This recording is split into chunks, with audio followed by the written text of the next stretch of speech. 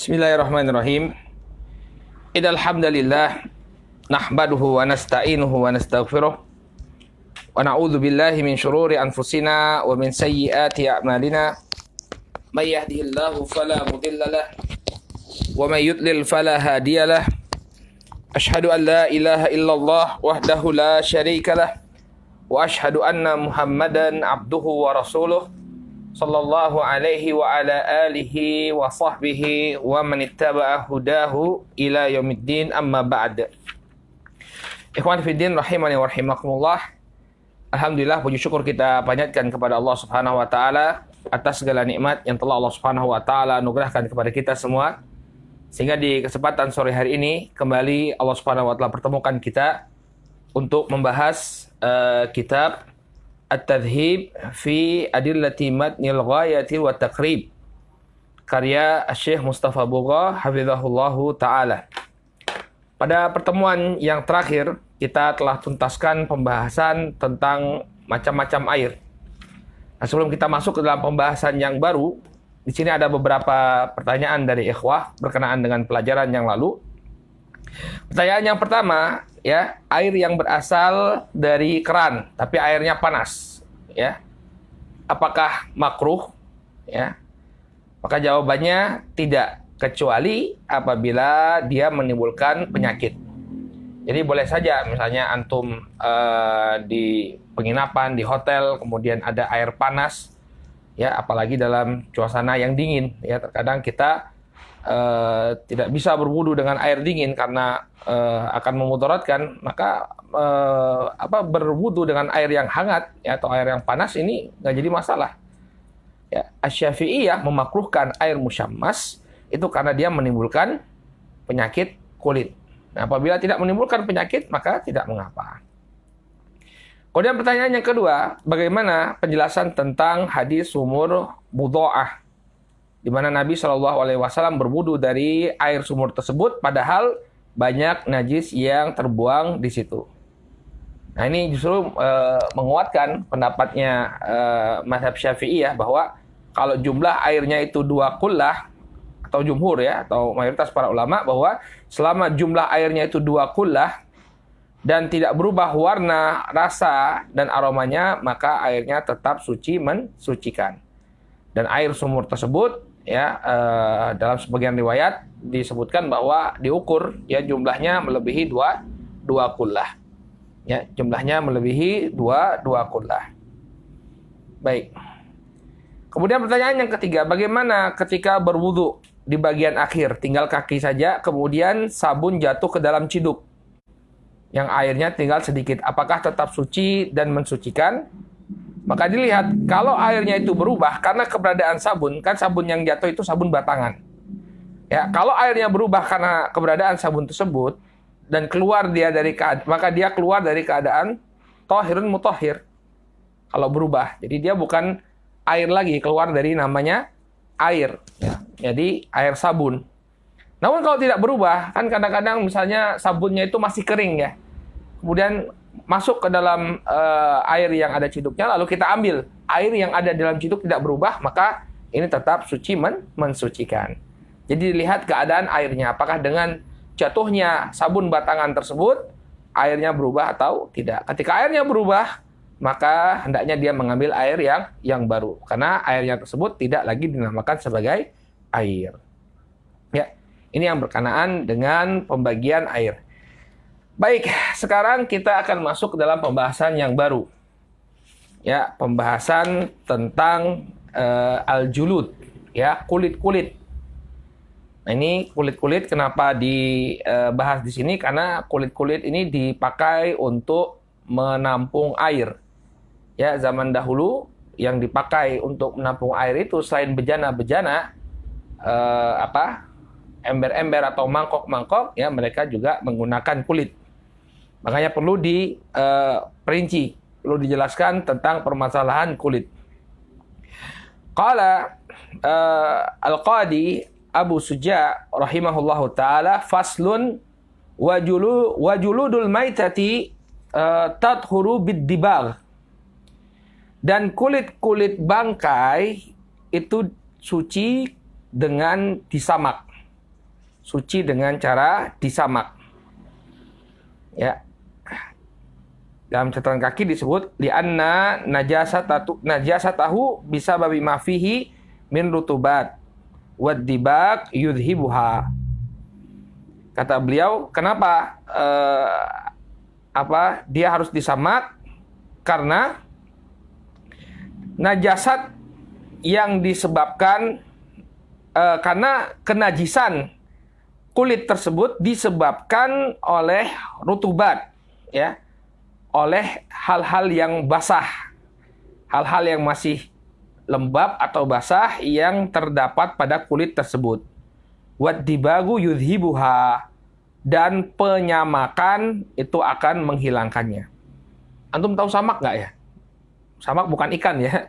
Samak itu metode pengawetan kulit. Jadi kulit itu ketika dia dipisahkan dari daging hewan, ya, maka ada proses agar kulit itu menjadi awet. Karena kalau dibiarkan begitu saja tanpa diproses, kulitnya akan membusuk.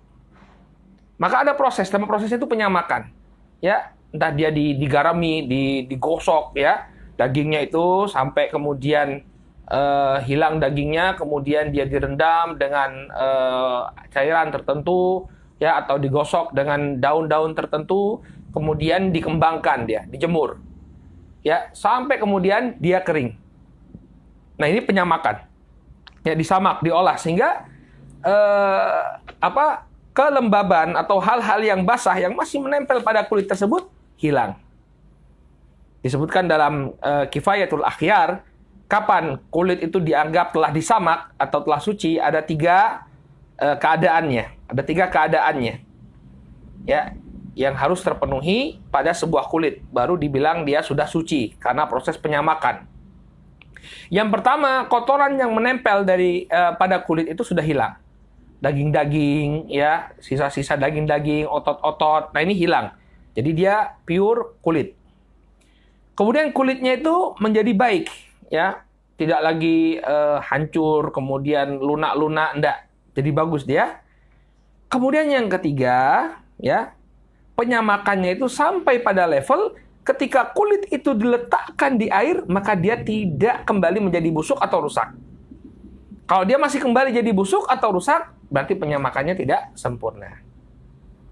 Ya, ini disebutkan dalam Kifayatul Akhyar. Kita ulangi sekali lagi, kapan kulit itu dianggap telah suci, ya, karena proses penyamakan. Yang pertama, dengan hilangnya kotoran yang menempel pada kulit. Jadi nggak ada lagi kotoran yang menempel pada kulit tersebut. Kemudian kulitnya itu menjadi baik, ya, dari sisi teksturnya, ya, itu sudah kuat, dia menguat. Kemudian yang ketiga, sampai pada level ketika kulit itu diletakkan di air, dia tidak kembali menjadi busuk atau rusak. Barulah, ya, penyamakan tersebut dianggap mensucikan kulit. Paham ya? Ya. Jadi ini tiga sifat yang harus ada pada kulit yang sudah disamak. Kalau dia misalnya kulitnya itu masih belum bagus, ya, atau masih ada daging-daging yang menempel, ya, atau ketika dia dicemplungkan ke air kembali menjadi busuk, maka ini penyamakannya, ya, belumlah mensucikan kulit dari bangkai tersebut. Kulit dari bangkai tersebut. Baik. Sekarang beliau akan jelaskan di sini, Syekh Mustafa Bugho akan jelaskan dalil-dalil yang menyebutkan bahwa penyamakan ini akan membuat kulitnya bangkai itu menjadi suci. Qala faqad dalla wa qad dalla ala taharatil jildi bid-dibagh ma rawahul Bukhari wa Muslimun an Ibnu Abbas radhiyallahu anhuma.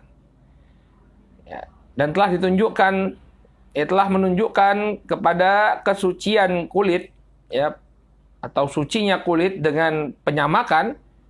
Ini apa yang diriwayatkan oleh Al-Bukhari dan Muslim.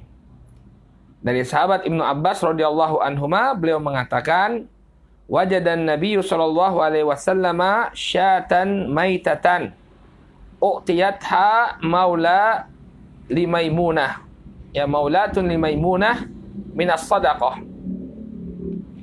Ya, Nabi Shallallahu Alaihi Wasallam menemukan bangkai seekor kambing, ya, yang diberikan kepada budaknya Maimunah berupa sedekah. Maka Nabi SAW mengatakan, halla intafa'tum bijildiha, ya, tidakkah kalian mengambil manfaat dengan kulitnya?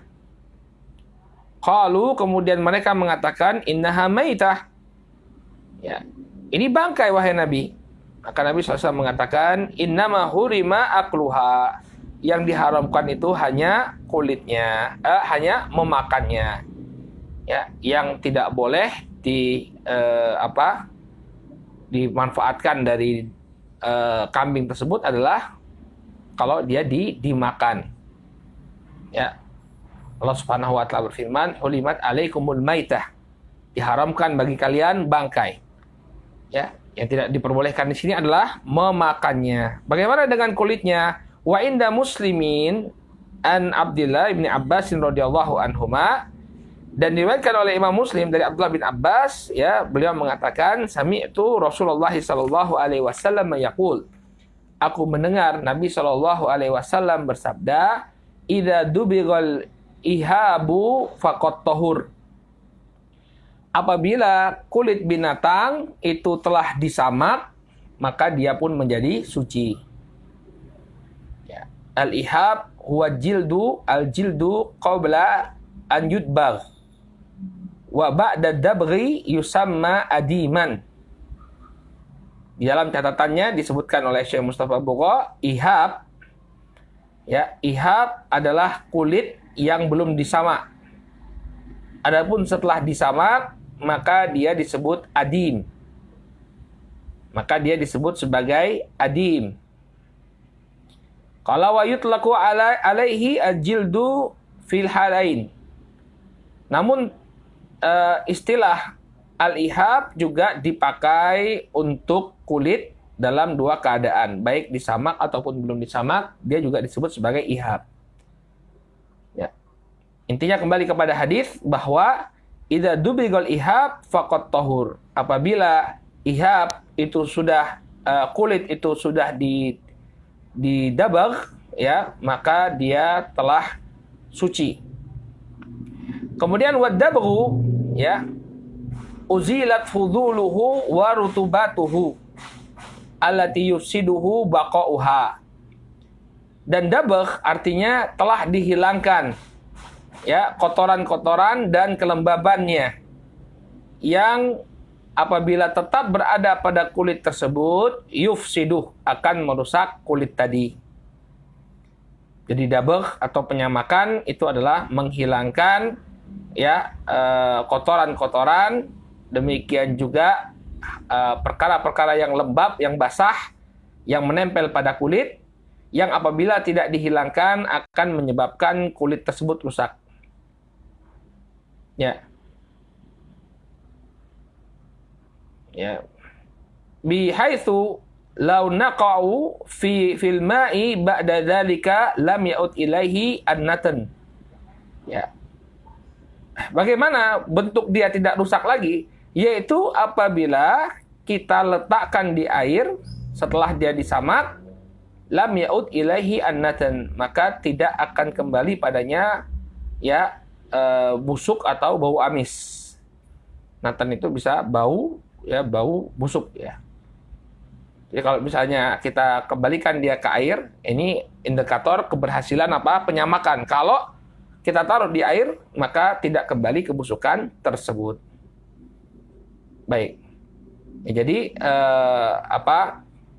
kulit dari bangkai, ya, itu asalnya adalah najis, akan tetapi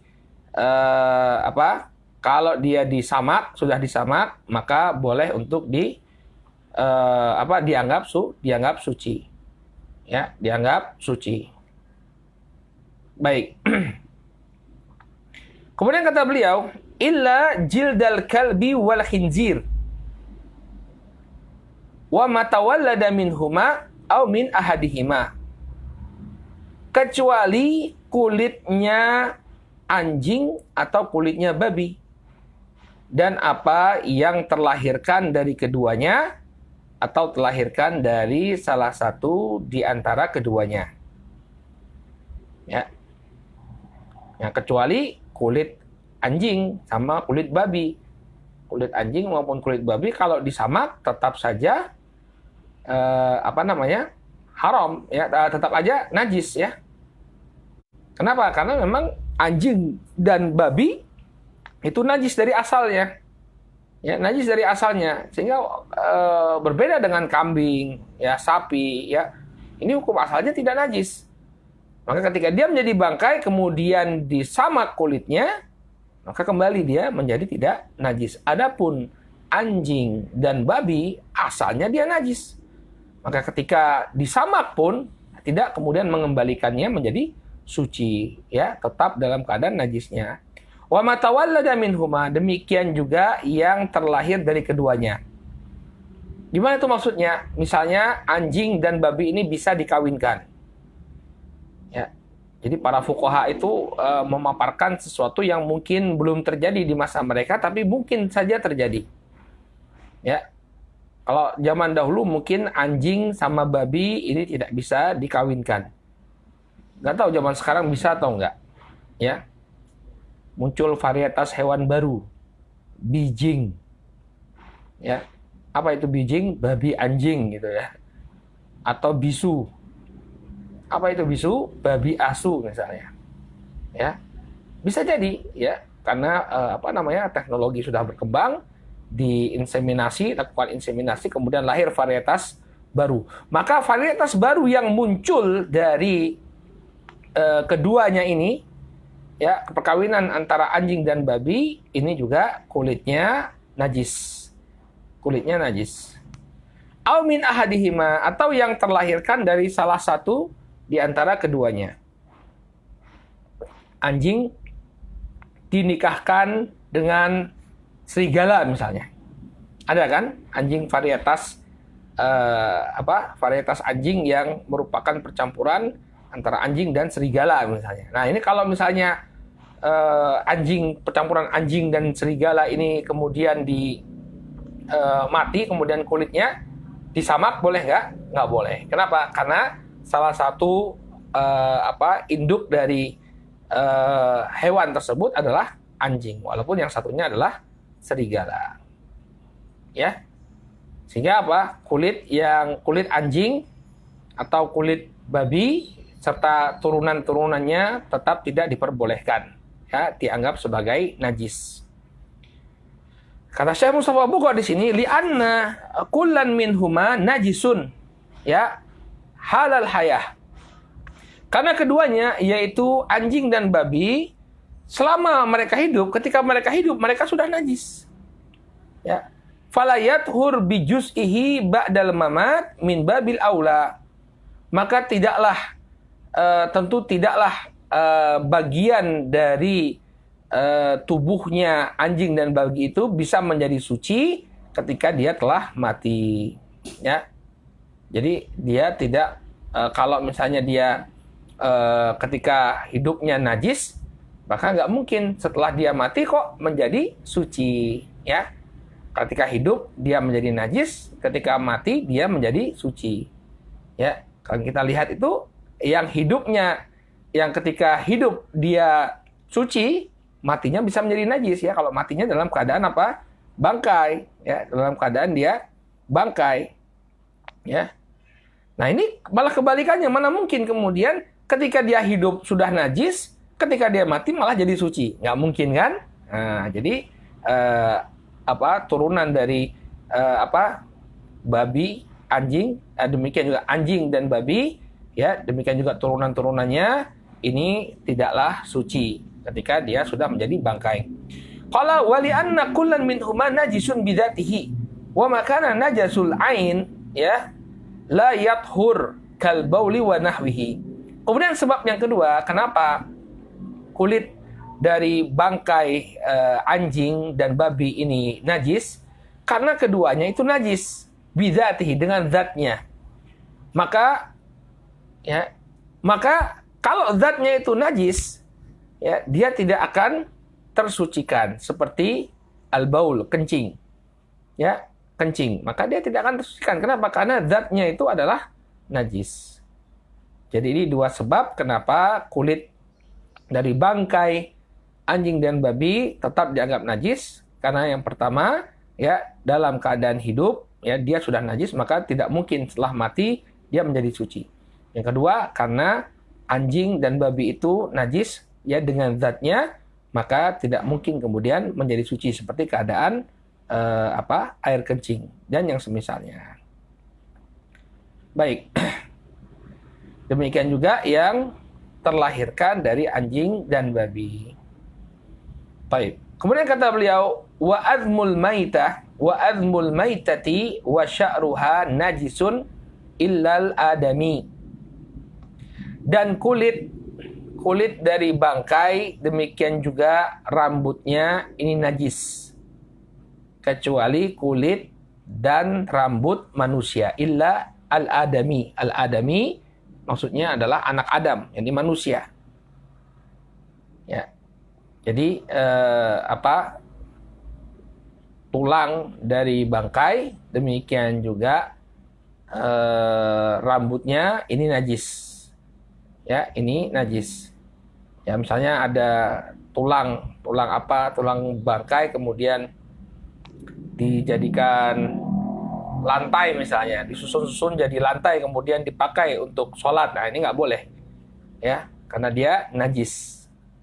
Ya, demikian juga rambut dari bangkai, diambil rambutnya kemudian disusun, entah itu jadi permadani atau jadi karpet, ya, maka ini najis, nggak boleh. Yang tidak najis apa?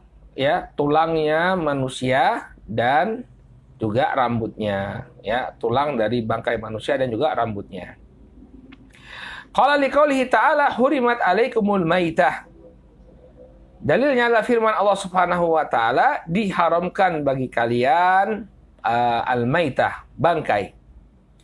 Qala wal maitatu kullu hayawan zalat hayatuhu bighairi dzabhin syar'i. Dan bangkai itu adalah segala sesuatu yang hidup, ya, zalat hayatuhu, kemudian hilang kehidupannya tersebut, bi ghairi dzabhin syar'i, tanpa penyembelihan yang syar'i. Maka ini adalah definisi bangkai. Semua yang hidup kemudian apa? Dia tidak disembelih dengan cara yang syar'i. Fayadkhulu fihi ma la yu'kal lahmuhu idza dzubiha kal himar. Maka masuk ke dalam definisi bangkai ini adalah apa yang diharamkan untuk memakan dagingnya apabila dia disembelih. Seperti keledai. Ya. Di perang Khaybar, Nabi SAW mengharamkan keledai. Sehingga walaupun disembelih dengan cara yang syar'i, ya, dengan cara yang syar'i artinya dibacakan bismillah, kemudian yang menyembelihnya itu adalah seorang muslim atau ahlul kitab, ya, maka tetap saja tidak halal. Ketika keledai itu mati, dia teranggap sebagai bangkai. Walaupun cara penyembelihannya adalah cara penyembelihan yang syar'i. Ya, kenapa? Karena himar ini haram untuk dimakan. Ya, walaupun dia nyebut bismillah, yang nyembelih muslim tetap dianggap sebagai bangkai. Ya. Qala wa ma yukal lahmuhu idza lam tatawaffar syurutu dzabhihi. Demikian juga apa yang diperbolehkan untuk dimakan dagingnya namun tidak terpenuhi syarat penyembelihannya. Ya, kambing. Kambing ini boleh dimakan, namun ketika disembelih tidak terpenuhi syarat penyembelihannya yang syar'i. Misalnya yang menyembelih, ya, kadzabihatil murtad. Yang menyembelih adalah seorang yang murtad. Ya. Orang yang murtad tidak sah penyembelihannya. Ya, misalnya ada kambing, lalu ada orang yang murtad sebelumnya Islam, kemudian dia pindah agama, lalu dia sembelih hewan tersebut, ya, kambing tersebut, maka dagingnya itu menjadi bangkai. Maka dagingnya menjadi bangkai. Ya. Qala wa illam yakun fihi dararun bisihah, walaupun daging tersebut tidak membahayakan kesehatan. Ya. Misalnya setelah diteliti ternyata walaupun bangkai itu, makan bangkai itu tidak mengapa. tanpa harus disembelih dengan dengan cara yang syar'i, ya, asal mati saja, maka dagingnya itu tidak menimbulkan kemudaratan. Walaupun tidak menimbulkan kemudaratan, selama dia tidak disembelih dengan sembelihan yang syar'i, maka dia menjadi bangkai, ya. Dia dihukumi sebagai bangkai. Ya. Kemudian kata beliau, wa alaihi fatahrimul maitah dalilu najasatihi. Maka dibangun di atas ini, maka pengharaman terhadap bangkai ini merupakan dalil atas kenajisannya. Kenapa? Lianna tahrima ma la dharara fihi wa la hurmata lahu dalilu najasatihi. Karena ada sebuah kaidah menyebutkan pengharaman sesuatu yang tidak ada kemudaratan padanya, demikian juga tidak diharamkan pada asalnya, maka ini merupakan dalil sesuatu itu merupakan najis. Ya, karena penyebab sesuatu diharamkan, ya, memang diharamkan dari asalnya atau karena ada bahaya pada perkara tersebut. Ya, kalau tidak asalnya tidak diharamkan, demikian juga tidak ada bahaya pada sesuatu tersebut, maka kemungkinan yang ketiga pastilah apa? Perkara tersut adalah najis. Nah, perhatikan ini kaidah yang sangat penting. Apabila sesuatu itu, ya, asalnya tidak diharamkan, ya, asalnya tidak diharamkan, demikian juga dia tidak membahayakan, ya, maka kemungkinan yang ketiga dia adalah najis. Kita ambil contoh, misalnya tadi daging kambing. Ya, daging kambing ini hukumnya halal untuk dimakan. Ya, nggak ada penyebutan bahwa daging kambing itu haram untuk dimakan. Kemudian juga dia tidak ada tidak ada bahaya ketika memakan daging kambing yang tidak disembelih secara syar'i, nggak ada bahayanya. Maka lantas kenapa diharamkan daging tersebut, daging yang sembelih atau yang tidak disembelih dengan cara yang syar'i? Maka sebabnya adalah yang ketiga, dia merupakan najis. Dia merupakan najis. Kenapa diharamkan bangkai tersebut? Karena dia merupakan najis. Ya, kita ulangi ya, misalnya kambing, ya, kaedahnya itu sebenarnya disebutkan oleh para ulama, tahrimu ma laisa biharamin, ya, wala dararin fi aklihi yadullu ala najasatihi. Kaedahnya adalah diharamkannya sesuatu yang asalnya tidak haram dan tidak berbahaya dimakan, ini menunjukkan bahwa perkara tersebut adalah najis. Ya, tahrimu ma laisa biharamin wala dararin fi aklihi yadullu ala najasatihi. Ya, diharamkannya sesuatu yang asalnya itu tidak haram dan juga tidak berbahaya untuk dimakan, ini menunjukkan bahwa sesuatu itu najis. Kambing asalnya tidak haram, ya.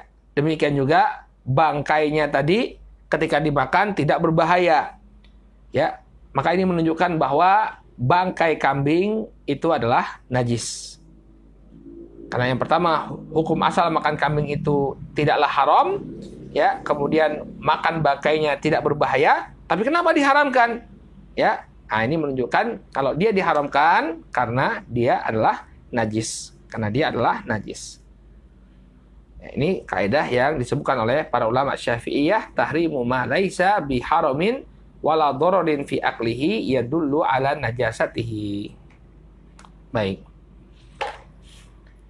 Kemudian kata beliau, fatahrimul maitah dalilu najasatiha. Maka pengharaman terhadap bangkai ini menunjukkan bahwa dia itu adalah najis. Lianna tahrima ma la darara fihi wala hurmah lahu dalilu najasatihi. Karena pengharaman apa yang tidak membahayakan padanya dan juga tidak diharamkan pada asalnya, ini adalah dalil atas kenajisannya. Wa najasatuha, ya, tastadbi'u najasata ajzaiha. Dan kenajisannya ini diikuti dengan kenajisan bagian-bagiannya. Ketika bangkai itu haram, maka bagian dari bangkai itu, baik tulang maupun rambutnya juga ikut menjadi haram. Ya. Jadi paham nggak tuh bagaimana istidlalnya? Jadi bangkai itu diharamkan. Hurimat alaikumul maitah. Ya, hurimat alaikum al maitah. Ya. Bangkai itu haram. Nah, kenapa dia diharamkan? Padahal hukum asalnya dia adalah suatu yang dihalalkan, ya. Demikian juga tidak berbahaya, maka sebabnya adalah karena dia najis. Dia diharamkan karena dia najis. Oke, sekarang sudah kita simpulkan. Dari situ kita ekstrak sebuah kesimpulan hukum bahwa al-maitah, bangkai, itu najis. Kemudian bagaimana kita mengatakan bahwa tulangnya dan rambutnya juga najis? Ya, karena bangkai itu najis, maka bagian-bagian dari bangkai tadi, mau itu tulangnya, mau itu rambutnya juga najis. Ya, jadi begitu. Yang pertama, bagaimana kita menghukumi maitah tadi atau bangkai tadi sebagai najis? Karena dia diharamkan. Diharamkan oleh Allah Subhanahu wa taala, padahal ya hukum asalnya dia halal, demikian juga tidak berbahaya makan dagingnya. Ya. Lantas kenapa diharamkan? Tidak lain dan tidak bukan karena dia najis. Oke, bangkai itu najis. Nah, sekarang kenapa Anda katakan bahwa rambutnya najis, demikian juga tulangnya juga najis? Karena rambut dan tulang ini merupakan bagian dari bangkai tadi. Ya, karena bangkai itu najis, maka bagian-bagiannya juga termasuk najis. Nah, begitu istidlalnya para ulama Syafi'iyah. Ya. Sehingga kesimpulannya bahwa tulang dan rambut dari bangkai itu juga najis. Bagaimana dengan manusia? Wa amal adami fala tanjus maitatuhu. Adapun manusia, maka bangkainya tidaklah najis. Wa kadzalika ajza'uhu. Demikian juga ya bagian-bagian tubuhnya. Dalilnya adalah firman Allah Subhanahu wa taala, "Wa laqad karramna bani Adam." Dan kami telah memuliakan anak-anak Adam. Ya. Wa hadza yatanafa ma'al qauli bi najasatihi ba'da mautihi. Maka dalil ini ya bertentangan dengan pendapat sebagian ulama yang menunjukkan bahwa bahwa bangkai itu atau bangkai manusia ya itu haram, najis setelah dia mati. Ya, ini adalah pendapat yang keliru. Ya, ada yang mengatakan bahwa yang bangkai manusia itu najis. Ya, ini pendapat yang keliru. Kenapa? Karena Allah telah memuliakan Bani Adam. Qala wa hurima tanawulu lahmihi li hurmatihi. Demikian juga diharamkan untuk memakan daging manusia karena kehormatannya. Ya. Jadi diharamkan makan daging manusia bukan karena dia najis, tapi karena kehormatannya tadi. Ya, kenapa daging manusia tidak boleh dimakan? Bukan karena dia bangkai, ya, tapi karena penghormatan atau kemuliaan daging manusia. Karamatuhu, ya ini kemuliaannya. Ya, jadi justru karena kemuliaan tersebut nggak boleh dimakan, bukan karena dia najis. Ya, bukan karena dia najis, akan tetapi karena kemuliaan pada jasad seorang anak Adam. Ya, ini yang berkaitan dengan bangkai. Ya, ini yang berkaitan dengan bangkai. Maka bangkai itu najis, ya. Bangkai ya itu najis kecuali bangkai manusia. Ya, bangkai itu najis kecuali bangkai manusia. Baik, ini yang berkaitan dengan kulit. Sekarang kita masuk ke dalam pembahasan yang baru, yakni tentang aniyah. Ya, tentang aniyah. Aniyah ini wadah, ya. Qala faslun wala yajuzu isti'malu awani dhahabi wal fiddah wa yajuzu isti'malu ghairihima minal awani. Ya. Kata beliau fasal, tidak boleh menggunakan wadah dari emas maupun dari perak. Ya.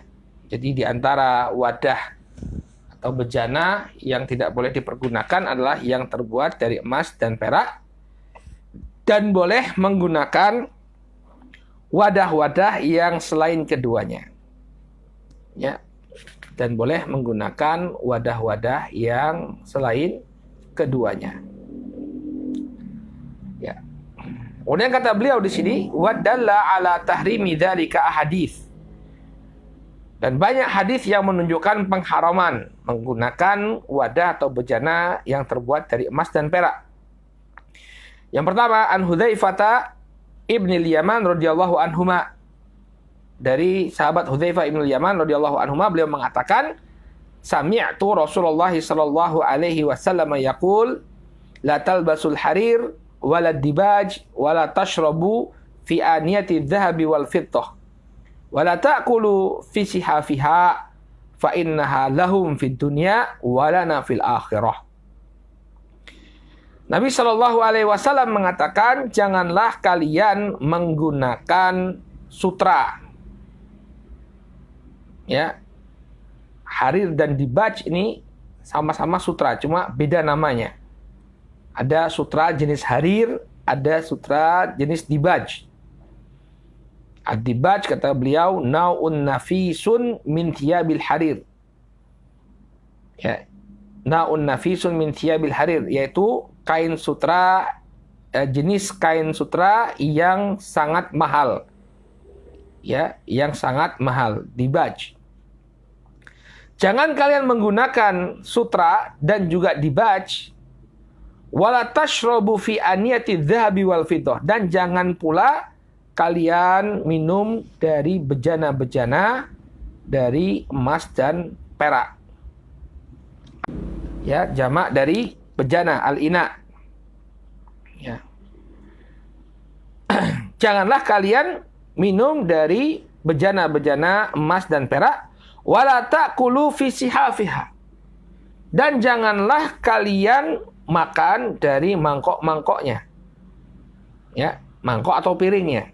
Jangan kalian makan dari mangkok dan piring yang terbuat dari emas dan perak. Qala fa inna, kemudian beliau jelaskan apa sebabnya, fa innaha lahum fid dunya wa lana fil akhirah. Karena ya itu semua untuk mereka di dunia dan untuk kita nanti di akhirat. Ya. Lahum artinya al-kuffar. Ya, al-kuffar artinya itu semua diperbolehkan bagi mereka, orang-orang kafir di dunia, namun nanti kita akan mendapatkannya di akhirat. Ya, jadi untuk kaum muslimin, mereka tidak tidak boleh menggunakan apa yang disebutkan oleh Nabi alaihi salatu wasallam tadi. Ya. Bejana dari emas dan perak, demikian juga mangkok-mangkok dan piring-piring dari emas dan perak, ya, dan juga tidak menggunakan sutra. Ya, tidak menggunakan sutra. Karena itu adalah untuk mereka, untuk orang-orang kafir di dunia, nanti didapatkan oleh orang-orang yang beriman di akhirat. Bagaimana dengan sutra sintetis? Ya, kan sekarang itu ada yang dibuat sutra imitasi. Nah, kalau imitasi tidak mengapa, insya Allah, karena dia pada hakikatnya bukanlah sutra. Ya, karena pada hakikatnya dia bukanlah sutra. Demikian juga yang perlu kita ketahui bahwa pengharaman sutra itu hanya untuk kaum laki-laki. Adapun kaum wanita boleh mempergunakannya. Adapun menggunakan bejana dari emas dan perak, nah ini nggak boleh. Baik laki-laki maupun perempuan tidak boleh. Ya, jadi kalau sutra itu untuk laki-laki, ya pengharamannya untuk laki-laki, tidak untuk wanita. Adapun penggunaan bejana dari emas dan perak, ini meliputi laki-laki dan wanita. Ya, ini meliputi laki-laki wanita. Baik, kata beliau, wa yuqasu 'alal akli wasyurbi ghairuhuma min wujuhil isti'mal. Dan dikiaskan ya kepada makan dan minum yang selain keduanya dari penggunaan bejana tersebut. Jadi misalnya ada orang yang punya bejana dari emas dan perak, tidak untuk makan. Tidak untuk makan, tapi untuk apa? Untuk cuci tangan misalnya. Ya. Masya Allah. Jadi dia ketika cuci tangannya di bejana yang terbuat dari emas dan perak. Maka ini tetap tidak boleh. Walaupun dalam nas itu disebutkan yang dilarang itu adalah untuk makan dan minum. Tapi dikiaskan kepada makan dan minum semua bentuk penggunaan ya bejana dari emas dan perak. Ya. Qala wa yashmulu tahrimu ar-rijal wan nisa. Dan pengharaman penggunaan bejana dari emas dan perak ini mencakup mencakup bagi laki-laki dan perempuan. Ya. Mencakup laki-laki dan perempuan. Jadi bukan hanya kaum laki-laki saja yang tidak boleh mempergunakan bejana dari emas dan perak, tapi juga kaum wanita. Ya. Kemudian kata beliau di sini, wa yajuzu istimalu ya ghairihima minal awani, dan diperbolehkan untuk menggunakan yang selain keduanya ya bejana-bejana yang terbuat dari bahan selain emas dan perak ya. Tentunya kata beliau at-tahirah, yang bersih, yang suci. Li'annal asla al-ibahatu ma lam yarid dalilut tahrim. Karena hukum asal adalah kebolehan menggunakan bejana tersebut selama tidak ada dalil yang mengharamkan. Misalnya mangkok dari gading. Nah, ini kan mahal. Ya. Boleh nggak dipakai mangkok dari gading misalnya? Boleh saja walaupun mahal. Ataupun mangkok dari batu zamrud. Wah, misalnya kalau mangkok terlalu besar mungkin ya, gelas, cangkir. Cangkir dari batu zamrud. Boleh nggak? Boleh. Kenapa? Li'annal asla al-ibahah. Karena asalnya adalah kebolehan selama tidak ada dalil yang mengharamkan. Ya, selama tidak ada dalil yang mengharamkan. Baik, masih ada waktu, kita lanjutkan. Faslun, ya sekarang tentang siwak. Faslun, ya. Wasiwaku mustahabbun fi kulli hal. Pasal, dan siwak itu hukumnya mustahab pada setiap keadaan. Ya, mustahab artinya ketika dilakukan dia mendapatkan pahala, ketika dia tinggalkan maka dia tidak berdosa. Lalu sebagian ulama mengatakan mustahab artinya sesuatu yang ditekankan, akan tetapi penekanannya tidak sampai kepada level yang wajib. Kemudian konsekuensinya kalau dia amalkan dia dapat pahala, kalau dia tinggalkan maka dia tidak berdosa. Qala wasiwaku mustahabbun fi kulli hal. Dan siwak ini hukumnya mustahab pada setiap kondisi. Ya, illa ba'da zawali lis-shaim. Kecuali setelah zawal bagi orang-orang yang berpuasa. Ya. Ya, tapi ini sepertinya pembahasannya agak panjang ini ya, karena membahas kapan disunahkan. Ya, dalilnya cukup panjang. Ana nggak pengen kalau misalnya putus kayak kemarin, tuh bagusnya selesai. Besok saja ya kita bahas pertemuan yang akan datang, kita bahas tentang as-siwak insyaallah. Ya, judulnya juga tadi cuma sampai pada bejana. Baik, naktafi bihadzal qadar, kita cukupkan dulu sampai di sini. Kalau antum ada yang ingin bertanya, nanti tolong sampaikan ke admin. Bagi yang mengikuti lewat Zoom, silahkan sampaikan ke admin. Besok kita bahas di pertemuan yang akan datang. Kalau yang mengikuti di Facebook, silahkan di kolom komentar, nanti kita akan bahas. Subhanakallahumma bihamdika asyhadu an la ilaha illa anta astaghfiruka wa atubu ilaik. Assalamualaikum warahmatullahi wabarakatuh.